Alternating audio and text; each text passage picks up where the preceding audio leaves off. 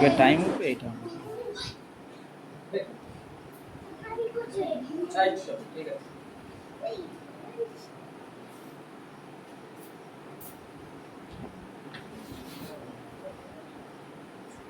Welcome to MC Music World. Bluetooth mode.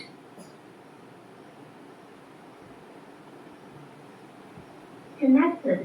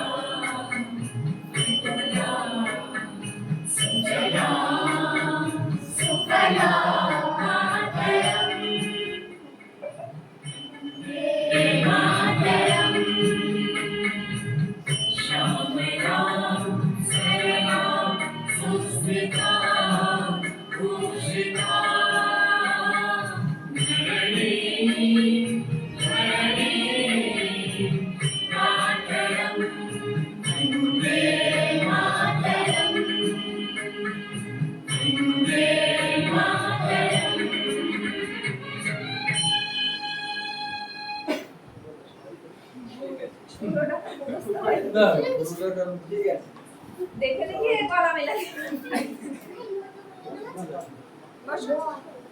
যাই হোক, এবার আমরা শুরু করছি অরণ্য সপ্তাহের যে প্রথম দিবসের অনুষ্ঠান 14ই জুলাই। একটা ছোট্ট নৃত্য আলেখ্যের মতন, এটা একটা কবিতা থাকে এবং তার মধ্যে নৃত্য থাকে এবং তার মধ্য দিয়ে আমরা এই অরণ্য সপ্তাহের কয়েকটা তাৎপর্যপূর্ণ বা কিছু বিশ্লেষণাত্মক কিছু আমরা বা তাৎপর্যমণ্ডিত কিছু কথা আমরা তুলে ধরবো বিক্ষোভ অরণ্য সম্পর্কে।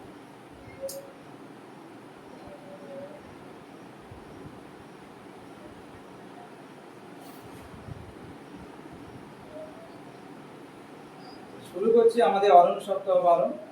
অংশগ্রহণে 1 নম্বর লস্করপুর শতদল অবৈতনিক প্রাথমিক বিদ্যালয়ের ছাত্রছাত্রী এবং শিক্ষক শিক্ষিকা বৃন্দরা।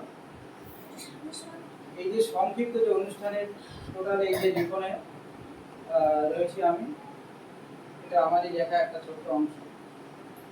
সকলকে অনেক অনেক শুভেচ্ছা জানিয়ে শুরু করছি। সংক্ষিপ্ত প্রোগ্রামের যে নামটি রেখেছি, অরণ্য আমাদের পিতা ও মাতা। শোনো, রজনী দীর্ঘ নিদ্রার পর প্রভাতের আবিষ্ট মনে মৃদু চাপনিতে সবুজের বাতায়নে চোখটা পড়ার সাথে সাথে আনন্দে মনটা ভরে ওঠে। স্নিগ্ধ সমীরণে সদামার মেঠো গন্ধে বেল ফুলের আবাসে গ্রাম্য পরিবেশকে ভীষণভাবে আমরা উপভোগ করি। সঙ্গে মনে পড়ে সেই কিশোর কবিতার বিখ্যাত লাইনটি, আমরা নতুন আমরা কবি নিখিলে বননন্দনে ওষ্ঠে রাঙা হাসির রেখা জীবন যাবে স্পন্দনে। তাই আজ এই স্কুলের প্রত্যেকটা শিশুর মধ্যে সেই হাসি রেখা এবং তাদের স্পন্দিত হচ্ছে। আমাদের কচিকাঁচা যুবক তরুণ সকলের প্রাণের এই স্পন্দনের নেপথ্যে যাদের ভূমিকা সবচেয়ে বেশি, তারা বিক্ষুব্ধ আছে। এরা আমাদের প্রাণের স্পন্দন, অক্সিজেন, রঙিন ফুলের ফলের আলপনায় আমাদের বাস্তবে মনের বাগিচায় ফুল ফোটায়। তাই তো আমরা বলি ওয়ান ট্রি লিভ লাইফ, একটি গাছ একটি প্রাণ। আমরা অবগত 5ই জুন বিশ্ব পরিবেশ দিবস। পরিবেশের ভারসাম্য বজায় রাখা, বাস্তুতন্ত্রকে সঠিকভাবে যারা এগিয়ে নিয়ে যায় তারা হলো অরণ্য। আমাদের বিশেষ একটি অরণ্য, যে অরণ্যের আমরা অংশীদার, সুন্দরবন। এই সুন্দরবনের জন্য আমরা সুন্দরবনবাসী হিসাবে নিজেদের গর্বিত মনে করি। কেবলমাত্র ওয়ার্ল্ড হেরিটেজ নয়, আমাদের পিতামাতার ন্যায় এই সুন্দরবন আমাদের রক্ষা করে চলেছে। আমাদের সকলের স্মরণে আছে সুন্দরবনের উপরে আছে পড়া কত না বিধ্বংসী ঝড়। 2024 দানা, 2024 সালে রিমল, 2021 যশ, 2020 সালে আমপান, 2019 বুলবুল, 2019 ফণী এবং 2009 সালে আইলা এবং শিলর 2017 সুপার সাইক্লোন হয়েছিল, বিধ্বংসী ঝড়, যার ফলে কিন্তু অনেক ক্ষয়ক্ষতি হয়েছিল, প্রাণও গেছে এবং অনেক সম্পত্তি নষ্ট হয়ে গেছে, যা সুন্দরবনের 50% অংশ তছনছ করে দেয়। সেই সঙ্গে জনমানবের উপর, জনজীবনের উপর ব্যাপক প্রভাব ফেলে। এই সুন্দরবনের জন্য আমরা নিশ্চিন্ন হয়ে যাইনি, আজও শ্বাস নিচ্ছি। আজ এই রকম মহৎ দিনে একে বাঁচিয়ে রাখার জন্য শপথ নিচ্ছি এবং বৃক্ষরোপণের মাধ্যমে সবুজ পৃথিবী গড়ার অঙ্গীকার করছি। এরই আঙ্গিকে আমরা এবার একটি নৃত্য দেখব। নৃত্যে অংশ নিচ্ছে কেতকী বিশ্বাস, 5ম শ্রেণীর ছাত্রী। সুন্দরবনের সুন্দরী গাছ, সবচেয়ে সেরা সেই যে গাছ, গাছটি সুন্দরবনে চারিদিকে রক্তিম যেন ঝিলমিল ঝিলমিল গাছ, প্রতি সবুজ বাগান। Welcome to টেনশন নেওয়ার NC Bluetooth mode. টেনশন নেওয়ার Disconnected. ওরা নিয়ে টেনশন করে হ্যাঁ, ওরা পরে কি হবে বলে আমি বুঝতে যাবে কি হয়েছে দেখতে। টেনশন ওই তো ওই বন্যা দেখলো, ওটা নিবি না? ওটা তো রঙিন হলে ভালো হবে, ওটা তো নরমাল একটা এটা নিবি নরমাল তারপর বেঁধে নে, কোমরে বেঁধে নে, কোমরে বাঁধা। কোমরে বেঁধে না ছবি যাবে যেমন অসুবিধা নেই। আরে হবে হাতে একটু দিয়ে একটু গুছিয়ে নিয়ে হাতে পাবি না এদিকে আয়। নাচে কেতকী বিশ্বাস, সুন্দরবনের সুন্দরী গাছ, সবচেয়ে সেরা সেই যে গাছ। এই গাছটিও প্রথম একদম তরুণ সদ্য প্র্যাকটিস করেছে, সেইভাবে ও এই নৃত্যের মধ্যে কখনোই নিজেকে তুলে ধরেনি, আজও প্রথম। একটু ভর্তি হবে, সবাই মার্জনা করে দেখবেন। প্রথম হাতে খড়ি হচ্ছে ওর নৃত্য। আমরা সবাইকে উৎসাহিত করবো করতালির মধ্য দিয়ে, যাতে ও আগামীতে আরো সুন্দরভাবে নাচতে পারে এবং এই নাচের প্রতি আগ্রহ প্রকাশ করে। রেডি রেডি তো চুল খুলে যাবে না তো? নিচে রেখে দিলে ভালো হবে। নিচে নিচে ওইভাবে না, নিচে এরকম ঠিক আছে।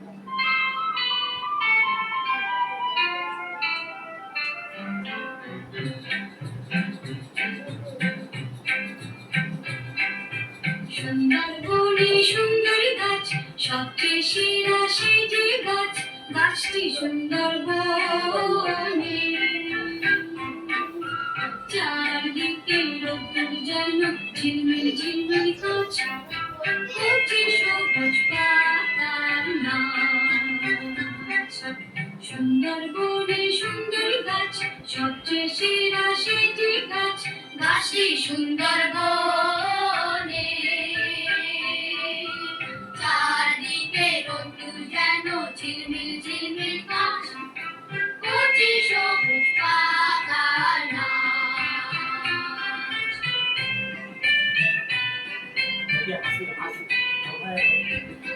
গাছের আগায় একটি ডাল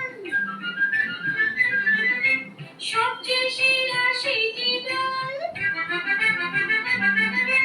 গাছের আগায় একটি ডাল সবচেয়ে সেরা সেই যে ডাল, ডালটি ধরে গাছ, গাছটি সুন্দরবনে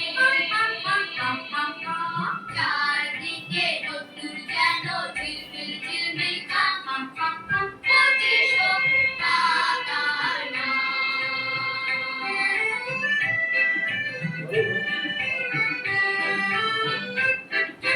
ডালের মধ্যে পাখির নীড় সবচেয়ে সেরা সেই যে নীড়, বুঝলে? ডালের মধ্যে পাখির নীড় সবচেয়ে সেরা সেই যে নীড়, নীড়টি ধরে ডাল, ডালটি ধরে গাছ, গাছটি সুন্দরবনে চারদিকে রোদ্দুর যেন ঝিলমিল ঝিলমিল কাঁচ কচি সবুজ পাতার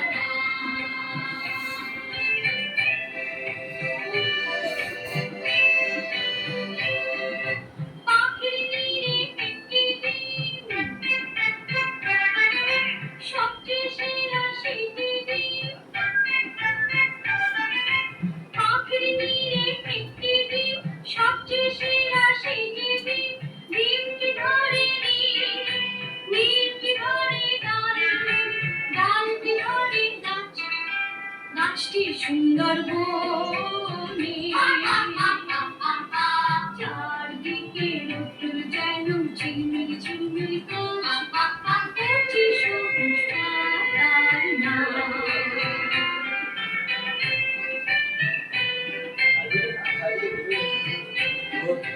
ডিমের মধ্যে এক কুসুম সবচেয়ে সেরা সেই কুসুম, ডিমের মধ্যে এক কুসুম সবচেয়ে সেরা সেই কুসুম, কুসুম ধরে ডিম, ডিমটি ধরে নীড়, নীড়টি ধরে ডাল, ডালটি ধরে গাছ, গাছটি সুন্দরবনে চারদিকে রোদ্দুর যেন ঝিলমিল ঝিলমিল কাঁচ কচি সবুজ পাতার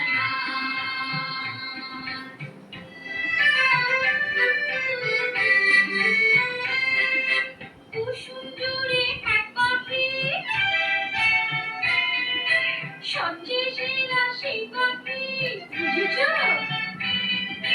কুসুম জুড়ে এক পাখি সবচেয়ে সেরা সেই পাখি, পাখির সেই কুসুম, কুসুম ধরে ডিম, ডিমটি ধরে নীড়, নীড়টি ধরে ডাল, ডালটি ধরে গাছ, গাছটি সুন্দরবনে চারদিকে রোদ্দুর যেন ঝিলমিল ঝিলমিল কচি সবুজ পাতার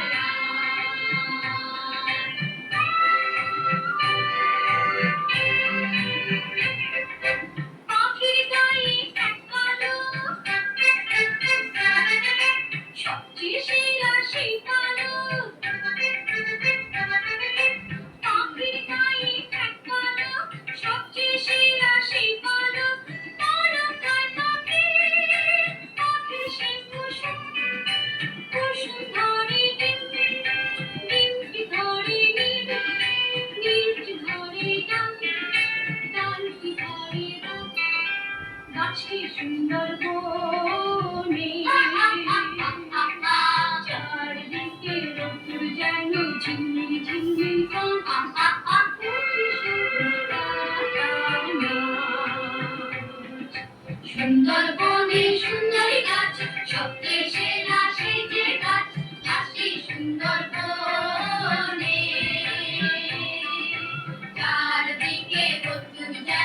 ঝিলমিল ঝিলমিল কাজ অতি সবুজ পাতার নাচ।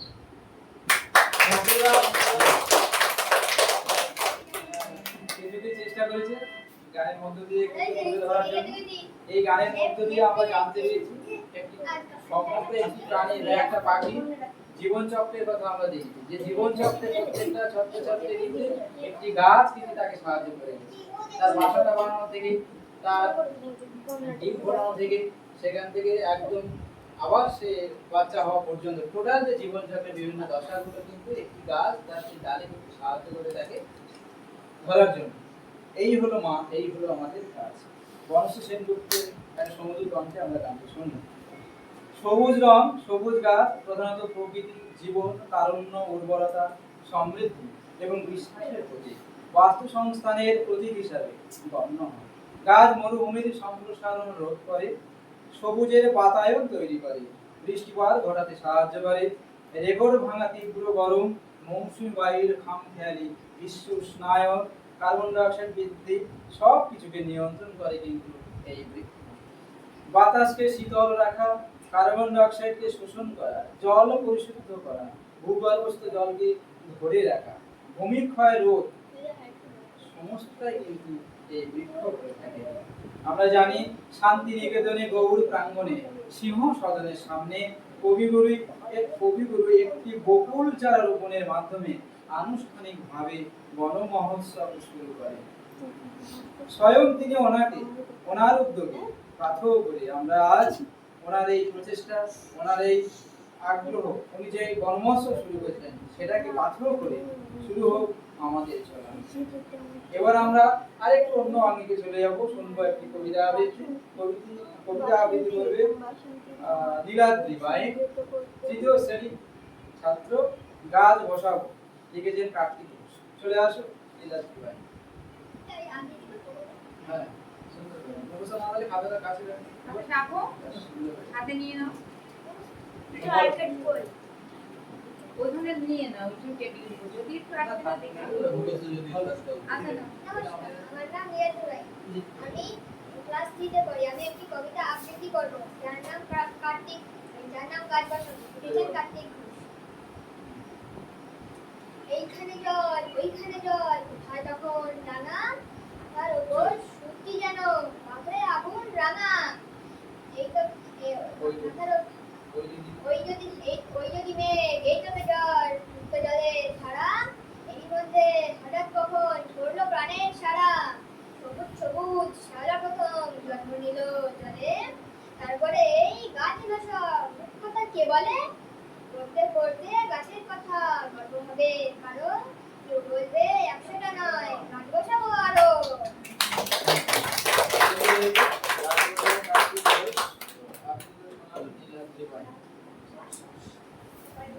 মরুবিজয়ের কেতন ওড়াও শূন্যে গানটি গাওয়ার মধ্য দিয়ে রবীন্দ্রনাথ ঠাকুর এই বন মহোৎসব শুরু করেছিলেন।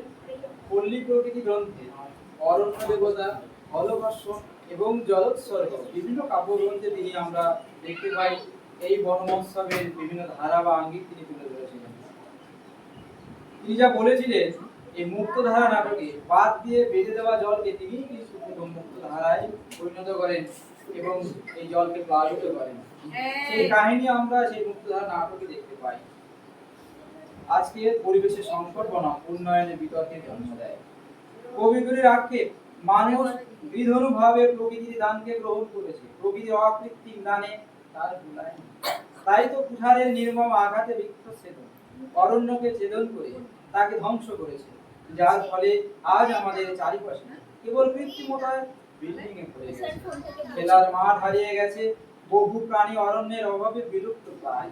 আগের মতন ঝাঁকে ঝাঁকে পাখি কলরব শোনা যায় না, তারাও বিলুপ্তির পথে। অরণ্যের আশ্রয় হারা আর্যাবর্ত আজ তাই অরসহ্য তাপে দুঃসহ অরণ্যের সাথে আবহমণ্ডলের তাপের সম্পর্ক, মৃত্যুর অবক্ষয়ের সম্পর্ক। আজ নানা প্রয়োজনে গাছ কেটে কেটে পৃথিবীর ছায়াবস্ত্রকে হরণ করে তাকে ভূলুণ্ঠিত করা হচ্ছে।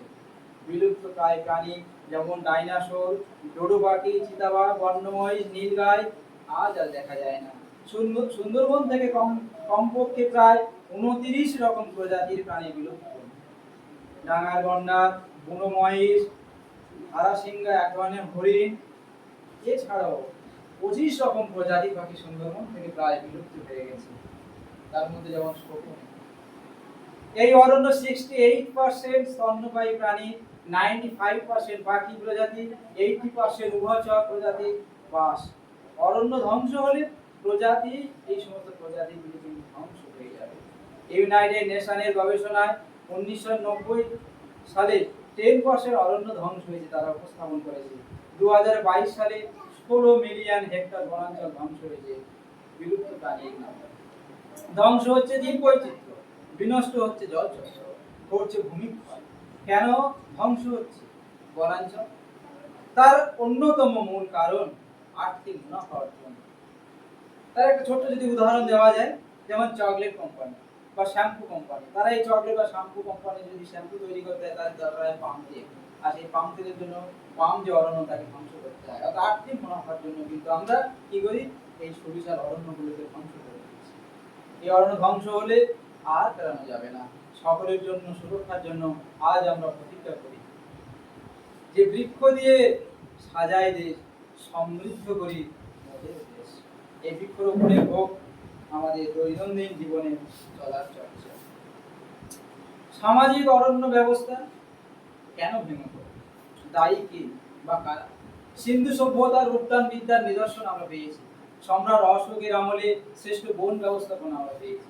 সম্রাট নিজে মানুষের জন্য রাস্তার দুধারে ঔষধি গাছ লাগিয়েছেন, পশুদের জন্য গাছ লাগিয়েছিলেন, রাস্তার ধারে পথিকদের ছায়ার জন্য বট গাছ লাগিয়েছিলেন, বিশ্রামাগার তৈরি করেছিলেন, বানানো হয়েছিল একাধিক বৃক্ষ ছায়া। কৌটিল্যের অর্থশাস্ত্রেও আমরা দেখতে পাই এই অরণ্য সম্পর্কে অনেক তথ্য। অরণ্যকে রক্ষা করার জন্য সুপারিনটেন্ডেন্ট নিয়োগ করা হয়েছিল, তবু সেই অরণ্য কিন্তু আমরা সংরক্ষণ করতে পারিনি। বিভিন্ন বন্য আইন তৈরি হয়েছিল, বন আইন তৈরি করা হয়েছিল, পশু হত্যা করা যাবে না। আমরা জানি অরণ্যকে ভিত্তি করে মানুষের আর্থিক, সামাজিক, সাংস্কৃতিক জীবন চলে। অরণ্য মানুষ মনে করতে সেই সময় ঈশ্বরের দান। ইংরেজ এসে এই অরণ্যকে ধ্বংস করে তার নমুনা আমরা পেয়েছি। বিভিন্ন পরিবেশ আন্দোলনেও পেয়েছি আমরা, যেমন চিপকো আন্দোলন, এর কথা আমরা জানি। 1973 সালে উত্তরাখণ্ডে চিপকো আন্দোলন হয়েছিল। গাছ কাটতে আসার জন্য সেখানকার মহিলারা, নারীরা এবং যুবতীরা তারা কিন্তু গাছকে আঁকড়ে ধরে রেখেছিল, গাছ কাটতে দেবে না বলে। সেই যে আন্দোলন হয়েছিল চিপকো আন্দোলন, নর্মদা বাঁচাও আন্দোলন, এই অরণ্যকে কেন্দ্র করে হয়েছিল। মেধা পাটেকার যার উদ্যোক্তা ছিলেন। সাইলেন্ট ভ্যালি হয়েছিল আন্দোলন, কেরালাতে হয়েছিল। 1978 সালে জলবিদ্যুৎ এর জন্য যে অরণ্য ধ্বংস হচ্ছিল, তার জন্য বিষ্ণই আন্দোলন হয়েছিল, বিষ্ণই নেতৃত্বে 1730 রাজস্থানে। অ্যাপিকো আন্দোলন হয়েছিল 1983 সালে কর্ণাটক। এই যে আন্দোলনগুলো হয়েছিল সবই সংগঠিত হয়েছিল একমাত্র এই অরণ্যকে রক্ষা করার জন্য। রাজস্ব কাঠের লোক ছিল এই জঙ্গল সাফ করা চালিকা শক্তি। অরণ্য ছিল তাদের কাছে সোনার খনির মতো। 1855 বন নীতি, 1887 ভারতীয় বন্য আইন বা বন আইন চালু হয়েছিল, যা স্বাধীনতার পরেও কিন্তু ঔপনিবেশিকতার নীতি কিন্তু রয়ে গেল। সে আইনের যথাযথ কার্যকর হয়নি। পরবর্তীতে 2023 সালে বন সংরক্ষণ সংশোধিত আইন হয়েছিল এই অরণ্যকে রক্ষা করার জন্য, যা পারমিশন ছড়ায়, যা কিন্তু তার পরবর্তীতে জঙ্গল সাফ করার পথে সুগম হলো। কিন্তু সেই আইন তখনও কিন্তু ঠিকঠাক কার্যকরী হয়নি। 100 বছর ধরে হাসদেও জঙ্গলকে দেবতা জ্ঞানে পূজা করত এক ধরনের আদিবাসী সম্প্রদায়। নিবিড় শাল মহুয়া জঙ্গলে হাতি, ভাল্লুক, সরীসৃপের আবাসভূমি ছিল এই জঙ্গল। জঙ্গল ধ্বংস হওয়ার কারণে আদিবাসী ও নিকটবর্তী জঙ্গলবাসীদের জীবন জীবিকার সমস্যার মধ্যে দাঁড়িয়ে। রিপোর্টে বলা হচ্ছে যে দেশে অরণ্যের আচ্ছাদন 1,13,789 বর্গ কিলোমিটার। গ্লোবাল ফরেস্ট ওয়াচ বলছে যে 2.33 মিলিয়ন হেক্টর বৃক্ষের আচ্ছাদন কিন্তু কমে গেছে এই অরণ্য ধ্বংসের কারণে। এবারে আমরা আরেকটি কবিতা শুনবো, একটা ছড়ার আঙ্গিকে। ছড়া বলতে পারো, ছড়াটি আবৃত্তি করে আমাদের শোনাচ্ছে বা ছড়াটি পাঠ করে শোনাচ্ছে শরদিন্দু মিস্ত্রি, তৃতীয় শ্রেণী। নমস্কার, আমার নাম শরদিন্দু মিস্ত্রি। আমি ক্লাস 3 পড়ে শরদিন্দু মিস্ত্রি ক্লাস 4। ধীরে ধীরে বলো। ধীরে। সবুজ পাতার সবুজ পাতার ওড়না পরে দাঁড়িয়ে আছে গাছ রোদ বৃষ্টির আঁচল তলে জুড়ায় মনের স্বাদ সবুজ ফুল ফোটা ফুল জোগায় দেয় সে শীতল ছায়া পাখির ডানা মুক্ত হয়ে ছড়ায় মধুর মায়া ক্লান্ত পথিক গাছের তলে জুড়ায় তার প্রাণ স্নিগ্ধ হাওয়ায় বইয়ে দিয়ে গায়ে সে মধুর গান অক্সিজেন সে দিয়েছে যে বাঁচায় মদের জীবন গাছ ছাড়া এই ধরিত্রী যে মরুভূমি সমান সবুজ বনের বন্ধুকে আর কাটবো না আর প্রভু গাছ আমাদের পরম আপন শ্রেষ্ঠ উপহার প্রভু গাছ নিয়ে সুন্দর একটা বার্তা দিচ্ছে আমাদের দিয়েছে গাছের নাম কোনো গাছ লাগাবো তাই তো উন্নয়ন নামে ঘটে চলা ব্যাপক অরণ্য নিধন বাস্তুতন্ত্র পরিবেশ চরম অবক্ষয় ঢাকবার কৌশলী অপপ্রয়াস কিন্তু বারংবার কিন্তু ঘটছে এবারের এই অরণ্য সপ্তাহ লাখ লাখ মানুষের উদ্ভিদদের চারা রোপণের উৎসব সুকান্ত ভট্টাচার্য সেই বিখ্যাত একটি উক্তি দিয়েই বলবো এ বিশ্বকে এ শিশুর বাসযোগ্য করে যাব আমি নবজাতকের কাছে আমার দৃঢ় অঙ্গীকার তাই সকলে একসঙ্গে আমরা বৃক্ষকে ভালোবাসবো এবং তার প্রতি যত্ন নেব পরিবেশকে বাঁচানোর তাগিদে আমরা সকলে বৃক্ষরোপণ করবো থমাস মুরারের একটা বিখ্যাত মন্তব্যকে ধরে যে গাছ লাগায় সে নিজেকে ছাড়া অন্য কাউকে ভালোবাসে অর্থাৎ গাছ লাগানোর মধ্য দিয়েও কিন্তু তার অন্তরে এবং তার যে চরিত্রে অনেকগুলো গুণাবলী কিন্তু প্রস্ফুটিত হয়ে ওঠে বন কোনো সম্পদ নয় এটি জীবন নিজেই এটি আমাদের বাঁচায় এবং এটি আমাদের বাঁচার একমাত্র জায়গা বলেছিলেন এভারিস্টো নুকুয়াগো কানা তার এই বিখ্যাত উক্তির মধ্য দিয়ে আজ আমরা এই ছোট্ট সংক্ষিপ্ত যে অরণ্য সপ্তাহের উপরে এই অনুষ্ঠান গাছ আমাদের পিতামাতা এখানে শেষ করছি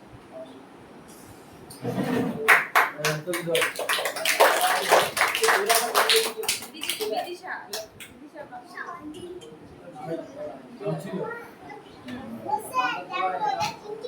এবারে আমাদের আরেকটি কবিতা আবৃত্তি করে শোনাবে আমাদের ছোট্ট মেয়ে বিদিশা